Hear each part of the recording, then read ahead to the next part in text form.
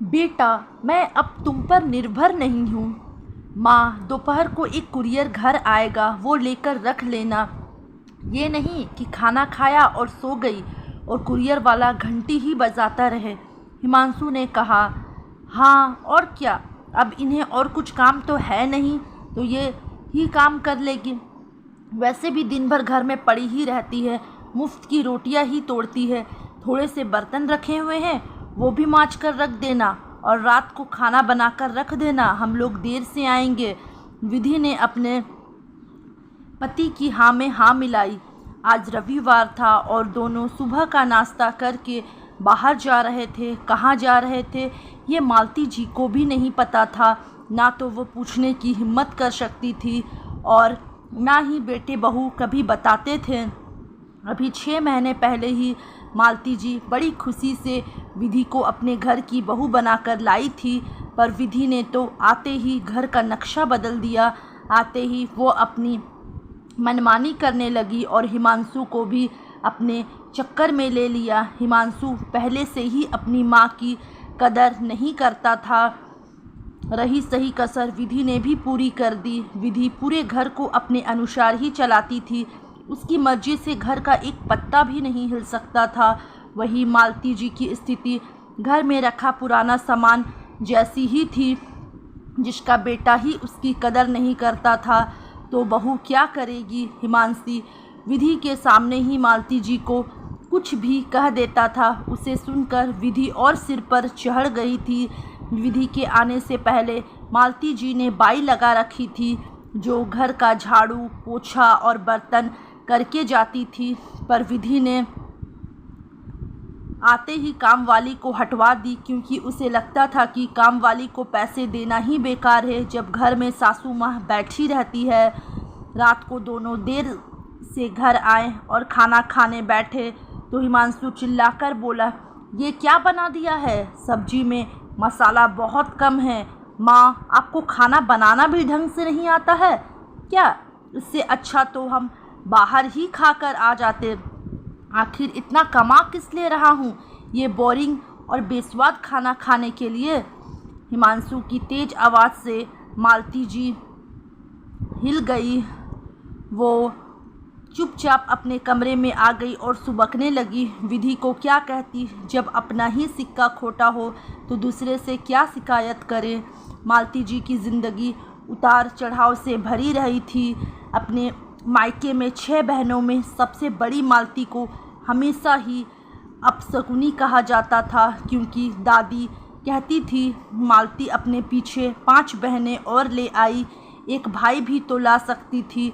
आखिर वंश तो बेटे से ही चलता है। 6 बहनों को देखकर उनकी दादी का मन कुलबुलाता रहता था और वो चाहती थी कि सभी जल्दी से जल्दी अपने ससुराल घर चली जाए और उन्हें इन सब के बोझ से मुक्ति मिल जाए।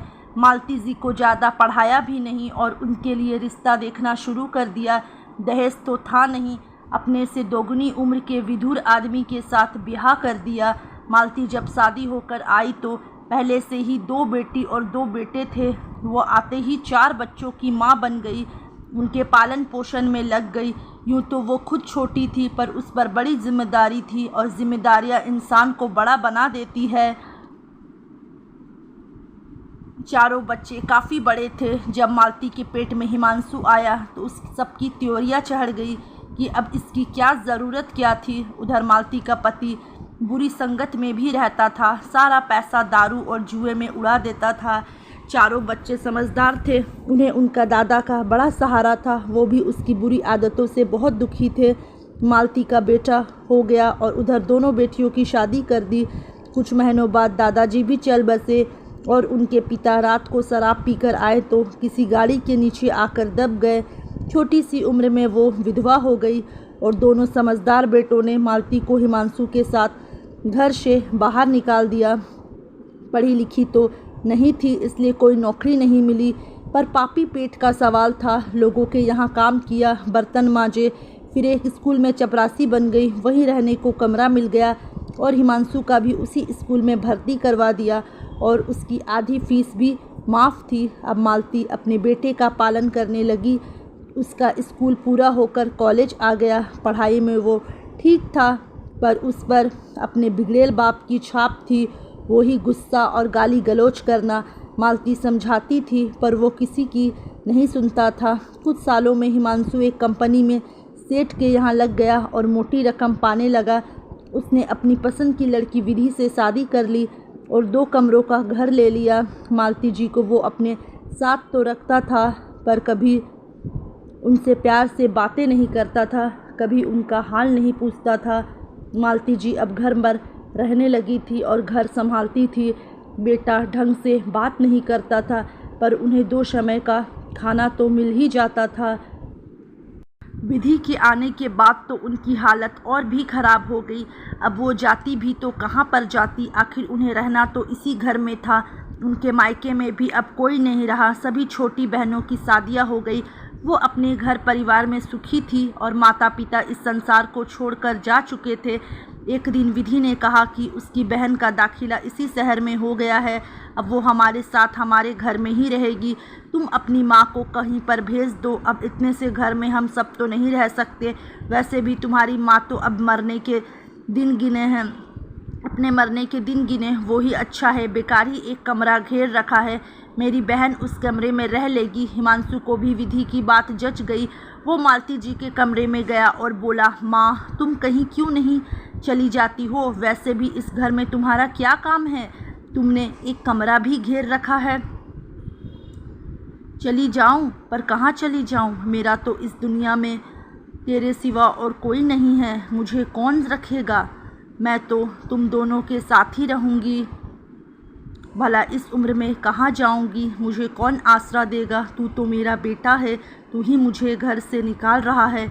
मैंने तो तुझे 9 महीने पेट में रखा है, बिना बाप के इतनी मुश्किल से पाला है, और तू है कि मेरी तपस्या और त्याग का ये फल दे रहा है। हिमांशु, मैं तेरी माँ हूँ, कोई निर्जीव समान नहीं, जो तू मुझे घर से निकाल रहा है।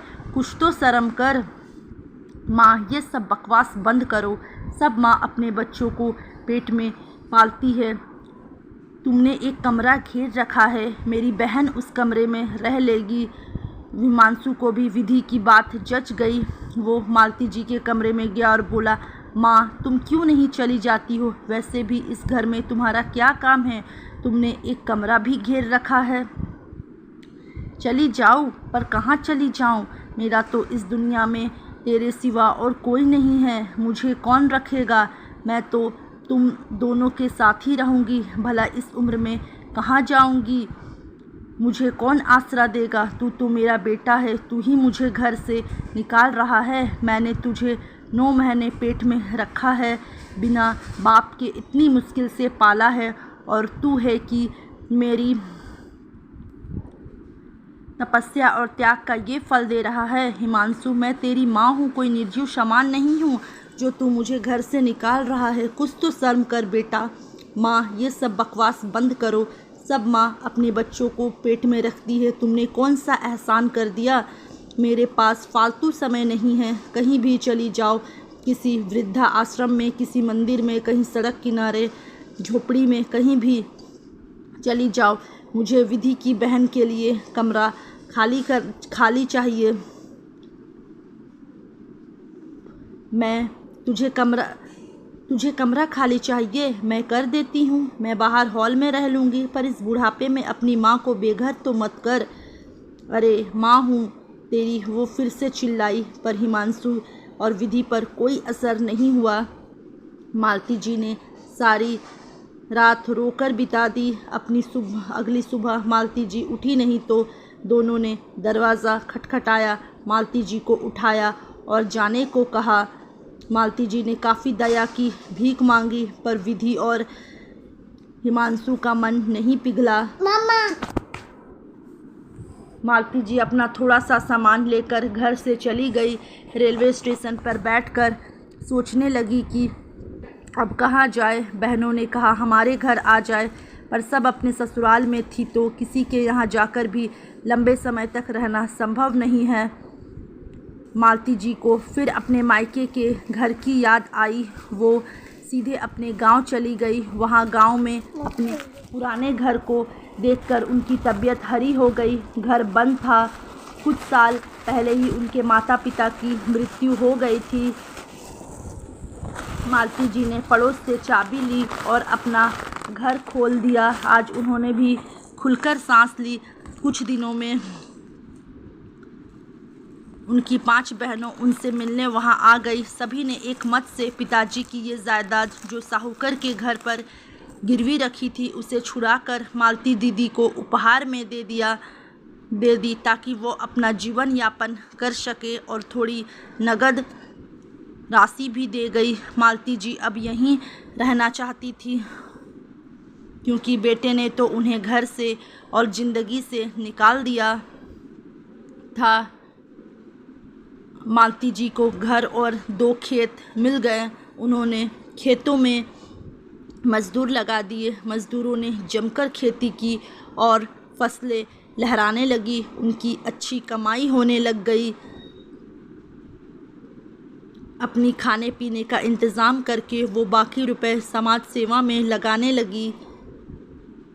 बेघर अनाथ बच्चों, विधवा औरतों और बुज़ुर्गों की मदद करने लगी।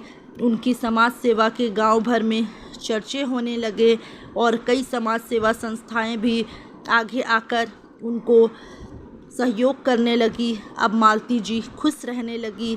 उन्हें अपने जीवन का एक उद्देश्य मिल गया था। कभी कभी उन्हें अपने बेटे की याद आती थी पर वो उसे भुलाने का प्रयास करती थी। उन्होंने अपने ही घर में लड़कियों के लिए निःशुल्क विद्यालय खोल दिया था ताकि लड़कियां अपने पैरों पर खड़ी हो सके और पढ़ लिख कर अपना भविष्य बना सके। उन्हें अपने पति और बेटे पर निर्भर नहीं रहना पड़े। मालती जी की लोकप्रियता गांव से होकर अब शहरों में बढ़ने लगी। मालती जी ने उसी घर के ऊपर कुछ कमरों में वृद्धों के लिए आशियाना भी खोल दिया। उन्होंने अपनी छोटे छोटे प्रयासों से बड़े बड़े काम कर दिए। उन्हें कई संस्थानों ने भी सम्मानित किया और सहयोग दिया। एक दिन जब हिमांशु ने सुबह अखबार खोला तो अपनी मां की फ़ोटो और लोकप्रियता देखकर उसका सिर चकरा गया। उन्हें बहुत बड़ा सम्मान और नकद की राशि मिलने वाली थी। उसे अपनी मां के बारे में पता चला तो उसने विधि को बताया। दोनों जने सोचने लगे कि मां के पास तो बड़ा पैसा है, हम मां के पास जाएंगे और ये जायदाद ले लेंगे। आखिर हमारा भी तो मां की जायदाद पर कुछ तो हक है। दोनों अपने लालच के वशीभूत होकर गांव चले गए। जगह जगह उसकी मां के चर्चे सुनकर दोनों हैरान थे। अपने बेटे को देखकर एक बार मालती का मन पिघला पर वो मजबूत होकर बोली, अब यहाँ क्यों आए हो? तुम्हें मुझसे क्या काम है? माँ, मैं तुमसे मिलने आया हूँ, तुम्हें घर ले जाने आया हूँ। तुम अपने घर चलो। यहाँ अनजानों के साथ रहने से अच्छा है कि अपने घर में अपने बेटे बहू के साथ रहो। ये सब घर खेती जायदाद मुझे संभालने दो। अब इस बुढ़ापे में कब तक संभालोगी और इतनी कमाई इन अनजानों पर क्यों लुटा रही हो? तुम्हारे अपने बेटे बहू मर गए हैं क्या? मालती जी उनके लालच को पहचान गई। हाँ, आज तक तो मेरे बेटा बहू जिंदा थे पर आज वो हमेशा के लिए मर गए। मुझे तुमसे इसी बात की उम्मीद थी। जो अपनी सगी माँ को घर से निकालकर बेसहारा कर सकते हैं वो इन असहाय और बेघरों के बारे में क्यों सोचेंगे? तुम दोनों को हमेशा अपनी ही पड़ी है। अपने स्वार्थ के आगे तुम्हें कुछ दिखाई नहीं देता है। तुम अपनी माँ के सगे नहीं हुए तो किसी और के सगे क्या होगे? बेटा, अब मैं तुझ पर निर्भर नहीं हूँ। मैं तुम दोनों के साथ नहीं रहना चाहती हूँ। मुझे अपना परिवार मिल गया है। कैसा भी वक्त हो परिवार के साथ और सहारे से गुजर जाता है। अब यही लोग मेरे अपने हैं। मेरा बुढ़ापा यहाँ अच्छे से बीत रहा है। हाँ, मेरे पास जितनी भी खेती बाड़ी है और सम्मान की राशि है, ये सब मेरे इस परिवार के लिए है। तुम दोनों को इसमें से 1 रुपया भी नहीं मिलेगा। और हाँ, जब मैं इस दुनिया से चली जाऊंगी तब तुम मेरी अर्थी को कांधा भी मत देना। और मुखाग्नि का हक भी आज मैं तुझसे छीनती हूँ।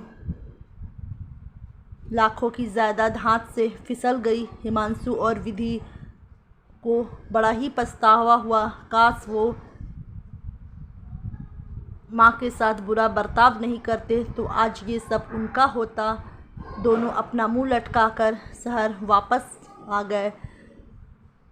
पाठ को एक महिला अपने पिता के सहारे होती है, फिर पति के सहारे जीवन चलाती है और बुढ़ापे में बेटे पर निर्भर हो जाती है। जब बुढ़ापे में बेटा साथ छोड़ दे तो वो कहाँ जाएगी। इसलिए बेटी को पढ़ा लिखा कर आत्मनिर्भर बनाए ताकि उसे किसी की सहारे की ज़रूरत ही नहीं पड़े। तो दोस्तों, अगर आप लोग को ये कहानी अच्छी लगी होगी तो प्लीज़ वीडियो को एक लाइक ज़रूर कर दें।